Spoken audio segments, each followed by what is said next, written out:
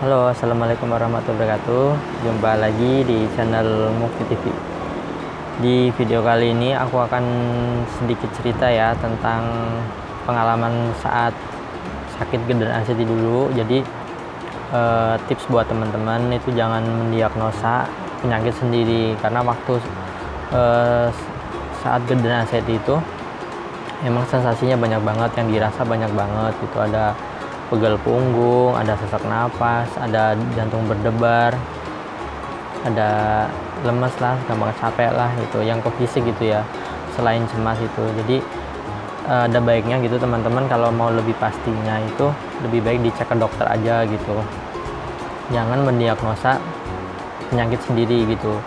Jadi dulu saya juga gitu, tapi emang mungkin bawaan dari anxiety ya, jadi ada agak-agak apa namanya, kepikiran-pikiran negatif, jangan-jangan saya sakit ini, jangan-jangan saya sakit ini gitu. Jadi saya juga pernah dulu kepikiran kalau jangan-jangan saya sakit jantung gitu, karena jantungnya berdebar-debar, sering kaget, terus badan lemes, terus yang dirasa lah seperti mirip-mirip jantung gitu, penyakit jantung. Karena mungkin saya waktu itu habis baca-baca dari share-share ya gitu, jadi ada yang nge-share gitu di grup tanda-tanda penyakit jantung gitu. Saya baca-baca kok kayaknya mirip gitu.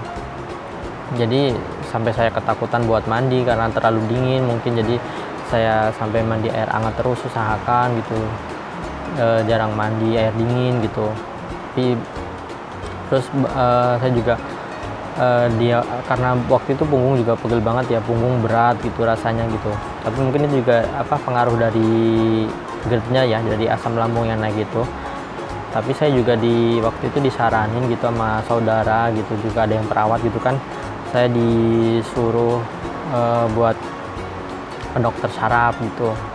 Dulu saya pernah waktu kambuh gitu, saya ke IGD, ke rumah sakit, terus nggak jadi dirawat gitu, karena waktu nyampe IGD tahu-tahu sembuh, membaik, tensi normal, terus jantung normal, semua dicek normal semua. Akhirnya nggak jadi dirawat karena kata dari yang bertugas itu, perawatnya katanya nggak emergensi, jadi nggak perlu dirawat gitu. Jadi waktu itu saya disaranin buat kontrol aja ke dokter aja gitu, dokter dalam gitu. Terus saya tanya ke perawatnya, gimana kalau ke dokter saraf, aku bilang itu, soalnya saraf saya pegel gitu, punggung gitu. Terus kata yang bersangkutan dari perawat itu, perawat jaga, katanya nggak, jadi walaupun yang dirasa saraf-sarafnya gitu pegel, sering kesemutan, sering kaki dingin, sering punggung pegal, itu nggak harus ke dokter saraf gitu. Lebih baik ke dokter yang menangani aja ya, sebelumnya pernah kontrol di mana gitu. Oh ya, ke dokter dalam. Ya udah, akhirnya ke dokter dalam gitu. Tapi waktu pas itu, suatu ketika itu saya disaranin sama saudara suruh ke dokter saraf karena punggung berat, tambah hari tambah berat gitu. Akhirnya saya ke dokter saraf, dan mohon maaf ya itu, jadi di dokter saraf saya kaget, ternyata itu mohon maaf itu banyak yang menjerit-jerit, teriak-teriak. Jadi dokter saraf itu waktu yang saya datangin itu kebanyakan mereka sarafnya mungkin saraf di otak gitu yang bermasalah gitu. Saya juga sempat takut gitu, saya kan cuma pegal punggung gitu, kok saya kesini itu. Saya nanya sama kakak, waktu diantar itu sama kakak sama saudara, nggak apa-apa, udah nggak apa-apa, orang yang penting kontrol aja katanya. Ya udah, akhirnya saya cuma kontrol, niatnya cuma kontrol. Terus saya dicerita kalau punggung pegal, terus capek gitu, berat punggungnya gitu. Akhirnya saya dikasih obat, nggak tahu obat apa itu, tapi yang saya rasa emang di punggung hilang pegelnya, cuman dia pindah ke kaki. Di kaki berat banget, terus di kepala jadi tensinya tinggi waktu dicek. Mungkin karena saya takut juga, waktu kepikiran juga gitu ya, tensi naik. Terus saya coba kontrol ke dokter dalam di rumah sakit. Waktu saya tunjukin obat dari dokter saraf, nggak apa-apa, diminum aja katanya, dilanjut aja dokter sarafnya obatnya, nanti ditambahin obat buat lambungnya gitu sama dokter dalam. Tapi karena saya kepikiran, saya takut, akhirnya obat dari dokter sarafnya saya nggak lanjutin. Jadi saya cuma minum 3 hari gitu, dari dokter saraf. Ya itu karena yang saya rasa di punggung hilang tapi di kaki berat, kemudian saya tensi nggak turun-turun, malah cenderung tinggi gitu, tiap hari tinggi, tiap dikontrol, setiap dicek tinggi gitu tensinya. Akhirnya saya berhenti konsumsi obat dari dokter saraf dan saya ke dokter dalam. Itu saya minum obatnya buat lambungnya, terus saya cerita keluhan tidurnya susah gitu. Jadi abis dari dokter saraf itu kepala kayak pusing ya, berat gitu, terus kalau itu dipegang gini, mohon maaf, itu kayak lunak gitu, kepala kayak lunak, sampai itulah tensinya tinggi, terus dipegang dikit kayak pusing banget gitu, kayak kepala udah lunak gitu. Akhirnya ya udah, akhirnya itu apa sih pengalaman buat saya waktu ke dokter saraf. Mungkin sebenarnya sih mungkin ya obatnya bagus, cuman pas waktu itu karena mungkin saya kepikiran juga gitu, terus ya udah karena tensi tinggi terus jadi saya nggak lanjutin gitu. Jadi buat teman-teman lebih baik, lebih jelasnya lebih baik dicek aja, kontrol ke dokter, dicek ke dokter, misal dokter dalam ya dokter dalam, misal belum tahu kira-kira dokter dalam apa, ya udah ke dokter umum, bisa dicek, ceritakan keluhan-keluhannya.